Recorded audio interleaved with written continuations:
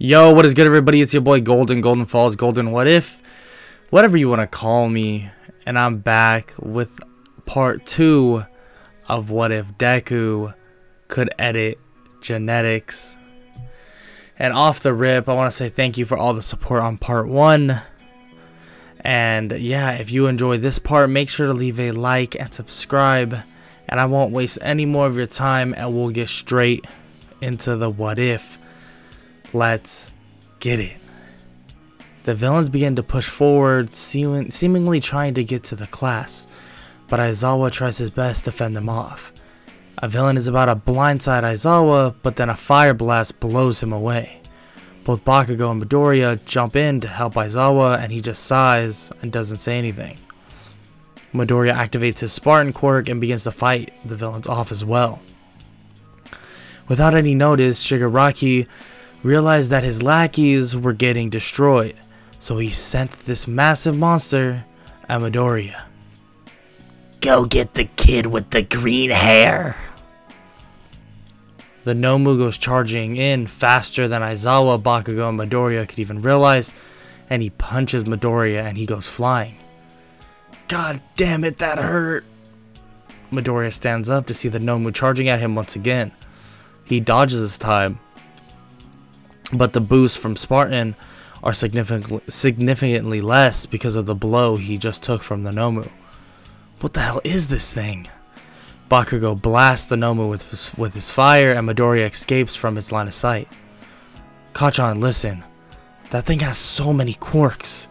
It feels as if it was a human, but it's completely out of it. You can't just turn off its quirks? No, I don't think so, but I may be able to revert its genetics before the thing became like this. Does that mean that the person will die? Yeah, most likely. Bakugo begins to fend off the Nomu to the best of his ability, while Midoriya searches through its genetic code. Damn it, this is no normal body. The coding is so complex. What's taking so long, nerd? Almost got it, Kachan. 30 more seconds. Midoriya begins to rush, trying to revert the Nomu's genetics. Hurry up, damn it, I need to go faster. The Nomu begins to screech, and its body begins to change into a person, but then into nothing. What? How did you do that, kid? I knew his quirk was powerful, but he just undid everything we've worked for. Midoriya looks over at the two villains left and stares at the villain, seemingly in a purple fog. That thing. He looks like the person in the picture Aizawa showed me. Is he? No, he died. How is he? Shigaraki is about to attack Bakugo and Aizawa, but then All Might arrives. So he decides to take his leave and come back to try and get Midoriya and kill All Might some other time. Problem child, are you okay? Sensei, that warping guy, I think he's Oboro. The person you showed me. Kid, he died years ago. Sensei, I don't know how, but I can tell it's him. But he's like this other thing we were I don't know, just like the other thing we were fighting. He begins to basically tell him that he was able to make basically an image of the face and match it with Oboro's face through his genetics. Midoriya then passes out, and Aizawa takes him to Recovery Girl. Aizawa leaves him and decides to take the information to Nezu. Midoriya wakes up to see Recovery Girl. He asks where Aizawa is, but she says that he went to tell Nezu what happened and what he told him. Midoriya tries to sit up, but he feels insane pain. He tries to activate his regeneration quirk, but he can't. Recovery Girl tells him that it will take a day for him to heal up.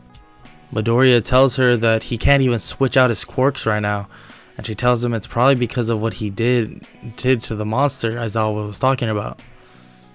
He lays back and just sighs, thinking that if they are after him, he needs to train even harder, so they don't even stand a chance. After some more rest, he is allowed to head home. Before he could leave, though, he is stopped by Aizawa to talk about what happened. Kid, are you sure you saw Oboro and that mist guy? Yes, Sensei. I know how he looks. Well, he looks significantly different within that guy, but it's definitely him. The thing is, I'm not sure if he is okay mentally, though.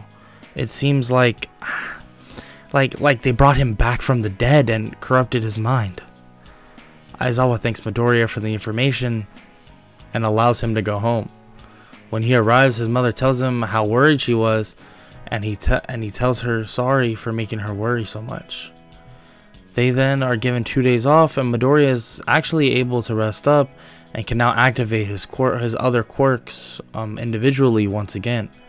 He arrives at school with Bakugo, and Aizawa pulls him to his side. Problem child. I think you're right about it being him. We went to his grave and DNA tested it. The body in the grave doesn't match. Sensei, I'm sorry. It's okay, Midoriya. Go sit down. We are starting soon. Midoriya sits down and the rest of the class enters. Okay, problem children. The UA Sports Festival is coming up in the next couple of days. So until then, you will all be training and getting ready for it. And before you ask, the villain incident doesn't mean we are going to cancel the festival. There are other classes in this school as well. For the next 2 days, Midoriya trains and basically tries to figure out the more complex quirks within his class, but still struggles with the majority of them. The day then comes for the UA Sports Festival, and before it starts, Aizawa pulls Midoriya aside. Hey, problem child, I have some bad news. What is this, Sensei? Well, as you know, the villains were after you, and somehow knew at least a little bit about your quirk. So unfortunately, we can't allow you to participate. What? Are you serious, Sensei? Yes, Nezu and I spoke about it, and I'm really sorry. We can't allow you to participate. Midoriya asks him what about the internships, and Aizawa tells him that he already has tons of offers from Pro Heroes already, so there's nothing to really worry about. Well, can I at least watch in the stands in the student section? Yes, of course, problem child. But you need to choose someone to do the class representative speech for you. He says that Kachan will do it since basically he got second in the entrance exam, and Aizawa agrees, and Midoriya goes to talk to Bakugo. Kachan, I have some bad news. I can't even participate in the sports festival. Why did they tell you that 30 minutes ago? Not sure, to be honest. You will be doing the speech as the class rep, fill in for me. Bakugo agrees and says how ridiculous it is that some villains wanting his quirk is enough to exclude Izuku from the festival. Midoriya says that it's okay, and this will give him some more time to understand the quirks of his classmates anyways. Midoriya heads to the stands and begins watching the festival, seeing Bakugo's speech that was basically just him saying, well, that he's gonna win. Then watching the obstacle course race, at which Bakugo got firsted. Yeah, this type of competition isn't really the best for my quirk anyway, so... The cavalry battle begins, and he sees Bakugo's team, Shoto's team, and a couple others pass onto the final part of the festival, the one-on-one fights. The first fight is Shinso, someone from the general education, taking on Uraraka, but as the fight began, Midoriya got a tap on his shoulder. It was Cementos, telling him that he needs to follow him. He follows behind and asks what is going on. Cementos explains that something came up, and Nezu as well as the police need help. Or, more importantly, his help. He agrees to help, and he continues to follow. Cementos takes him to the principal's office, where the police and Nezu are waiting. Nezu then explains the situation, and that the investigators are here to see if they can find anything about that villain. Well, Principal, explaining to you how I know who he is practically impossible. But I guess in simple terms, is every person is built differently. So if you look deep enough, you can find these key things that distinguish them or who that person is. And I was able to connect the dots and put a face to what I could analyze, and the face I saw was Oboro. Okay, Midoriya, this is very helpful. Not only to find someone who is very important to this school, but hopefully to find the league as well. Nezu explains that Midoriya will need to go to the station to speak about all he knows as well, and he apologizes that he won't be able to see the rest of the matches. No need to apologize, Nezu. I mean, Kacchan is gonna win anyways. Midoriya smiles and heads out the door with the police officers. After a while of him explaining, he is then taken home. Mom, I'm home. Honey, why weren't you in the festival today? Oh, something came up and I couldn't participate. I'm sorry, Izuku. No, it's fine, Mom. He then goes to bed, and the next day he heads into class. Okay, problem children. Today you will be picking your internships. So look at the board.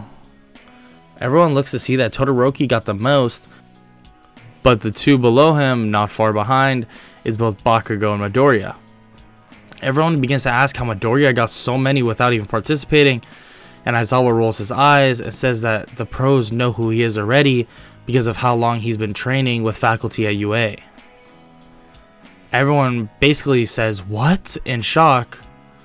Oh, sorry, I never brought that up to any of you, huh? They all shake their heads no as Aizawa passes out the sheets of the list of heroes that everyone has to choose from.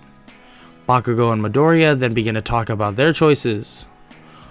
Whoa, Kacchan, you got Hawks? Look! Bakugo looks at his paper in shock. You have to choose him, he would be perfect.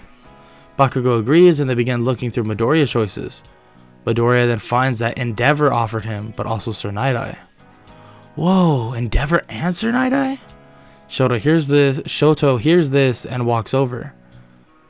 He probably just wants you there to try and make me better. Midoriya looks at him in confusion, asking if his dad would really do that, and Shoto tells him that, well, he definitely would. Well, Sir Night-Eye it is, I guess. Midoriya the next day heads over to the Night-Eye agency via a car that was sent to basically take him, and when he arrives, he is greeted by a person with a wide smile. Hello, Midoriya. I am Mirio Togata, Sir Night-Eye's work-study student. Oh, nice to meet you, Mirio. Mirio tells him to follow him, and he will take him to Sir Night-Eye. They both enter his office, and Night-Eye greets them both. Midoriya, good to see you. Hello, Sir Night-Eye. Thank you for the invitation. No problem, kid. Well, when I heard what happened and how unique your quirk was, I had to offer you an internship spot. Night-Eye then explains what he would like Midoriya to do. Well, I would like you to basically analyze both mine and Mirio's quirks and figure out a way to alter them both. Okay, well, I may need both of you here for about 2 hours so I can actually draw the way your quirk looks. Why do you need to draw what our quirk looks like, Midoriya? Well, it kind of helps me keep the mental image of what I need to change and what I need to do so the quirk will remain stable and so I don't hurt you more than actually help you. Night-Eye looks at him in shock, thinking that this kid is extremely smart if he's able to do all that with this quirk alone. For the next 2 hours, Midoriya begins to sketch what both Mirio's and Night-Eye's quirks look like, and when he is done, he basically is told by Night-Eye that he can do all his research in his office, and for the next 2 days he does so, and Night-Eye comes in to ask how the research is going. Honestly, maybe it's better if I just show you. Midoriya walks up to Night-Eye and begins to adjust his quirk. Night-Eye then feels slightly different. What did you do, Midoriya? I made it so that you can use your quirk every 6 hours instead of every 24 hours. But be careful, because if you still want to use that quirk without strain, then you probably should use it twice a day at most. But 3 times if you really need to. Wow, Midoriya, that is amazing. You did great. Midoriya then explains what he found out about Mirio's quirk, but he actually saw 2 quirks. And the one called permeation he figured out pretty easily, but the second one is way more complex than any quirk he has ever seen. Nada responds to Midoriya saying that he doesn't know what the second quirk is, but learning more about a complex quirk will only help him in the future. Nada's phone begins to ring and he steps out of the room and then comes back in with a weird face. Midoriya, unfortunately, I just got a call from UA about internships being cut short. There was also an incident at Hosu City with one of your students or one of your classmates. Tenya Ida was unfortunately killed by the hero killer. Midoriya's eyes grow wide in shock and he begins to cry. What? My own classmate was killed? Nida then has a car bring Midoriya home. The next day he arrives at UA and Aizawa starts class. Hello children, I know all of you are very sad about the news, but now I want you all to use this incident as fuel to be better heroes and the best heroes you possibly can be.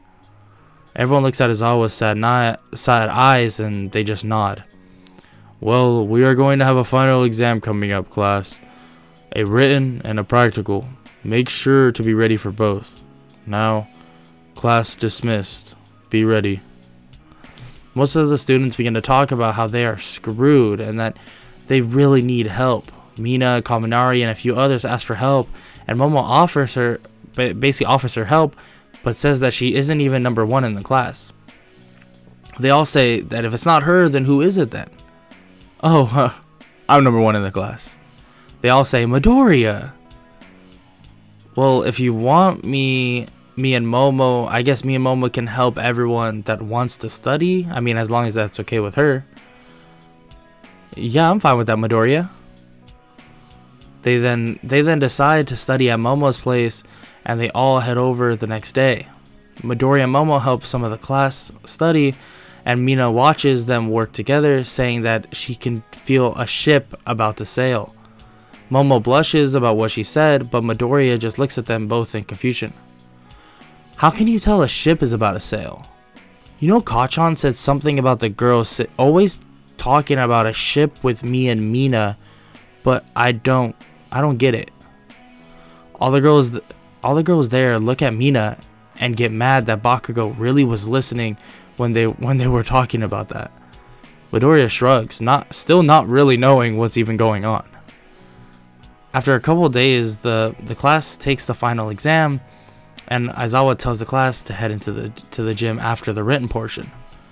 When they arrive, they are greeted by all the teachers. Well, problem children. Normally we have students fight robots, but for the final exam, but we all decided that just wasn't practical. So you all be fighting the teachers in a 2 versus 1 match. And if you don't pass, you won't be going to the Forest Training Lodge. All the teams are announced, except for Midoriya's. Now Midoriya, you're with Bakugo, and you two will be facing our very own symbol of peace, All Might. All Might comes crashing in. I am here! Bakugo and Midoriya then begin to plan what they should do. Well, Kachan, I mean, if I get close enough, I may be able to shut off his quirk, but that isn't really a guarantee. But I have been working on altering quirks a lot more, and I found a way to alter Spartan. Midoriya explains that he alters Spartan in a way that the more damage he takes, the stronger his attacks will be. Wait, nerd, I have an idea. Are you more heat resistant now? Yeah, why do you ask? After I used your quirk that one time, I didn't want burn marks again. I know how to beat All Might. The rest of the matches end, and Midoriya and Bakugo stand waiting at the gate. The match starts, and Bakugo grabs Midoriya and begins flying toward All Might. All Might sees this and blasts them with air pressure, but they are able to dodge, and he drops off Midoriya and the fight begins. Bakugo surrounds the area in a ring of fire, and as he does this, larger flame wings begin to grow out of his body. In the middle of the ring is All Might and Midoriya. All Might tries to blast the flames away, but nothing works. Wow, impressive! These flames are strong, young Bakugo. Midoriya attacks All Might, and they begin fighting. After a bit, Midoriya gets hit, and All Might looks to see Midoriya holding his punch. The flames are making you slower, All Might, and weaker. Midoriya punches him in his left side, and All Might is forced to yield. The flames go away, and they are announced the winners. Wait, All Might, are you okay? Midoriya begins to try to walk over to him, but Cementos blocks them from him and takes All Might away. Bakugo and Midoriya look at each other in disbelief, thinking that something is wrong with All Might. Aizawa then announces that everyone will be going to the Forest Lodge and to get their stuff ready, even if they didn't pass the final. 2 days later, they head off and arrive at a nearby cliff. The class gets out, and they are greeted by the Wild Wild Pussycats. Midoriya then goes to the edge of the cliff and looks at Aizawa. Sensei, yes, problem child. The training camp has already started, huh? Aizawa nods, and the cliff begins to crumble and turn into a wave and throws the whole class off the mountain. And that is the end of part 2 of What If Deku Could Edit Genetics. If you enjoyed, please leave a like and subscribe.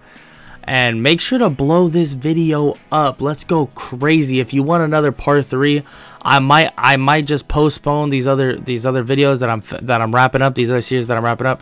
If y'all want to see the next episode of this or the next part of this, make sure to hit that like button and go crazy. And also comment down below any future suggestions that you have. I love seeing all y'all comments, and I try my best to look at them all and see if I always try to like pick out ones that I really like.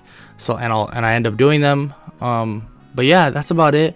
Make sure to check the description below for my other social medias, like my Instagram, my Twitch, and stuff like that. And yeah, that's about it. I hope all y'all have an amazing day. Later.